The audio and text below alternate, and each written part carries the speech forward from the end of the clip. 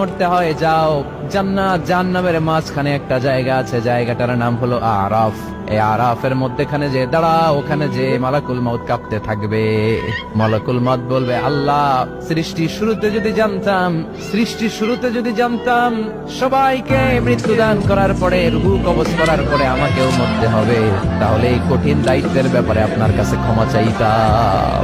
আজকে আমারও যে ভাগ্য বরণ করে নিতে হবে সৃষ্টির শুরুতে, আমি এটা কল্পনাই করতে পারি নাই। আল্লাহ বলবেন, নটক মুত ইয়া মালাকুল মউত, মরে যা, মরে যাও। বলার সাথে সাথে মালাকুল মউত এক বিকট চিৎকার হাঁকিয়ে মরে যাবে। মালাকুল মউতের চিৎকারটা সেদিন এত ভয়ঙ্কর হবে, বিষ্ণু ইসলাম বলেন, ওই চিৎকারের আওয়াজ যদি পৃথিবীর মানুষেরা কান দিয়ে শুনতে পেত, তাহলে কিয়ামত সংঘটিত হওয়ার জন্য আলাদা করে ইসরাফিলের সিঙ্গার প্রয়োজন হতো না। ওই চিৎকারের আওয়াজে প্রতিটা মানুষ কানের পর্দা ফেটে ওই জায়গায় লাশ হয়ে পড়ে যেত।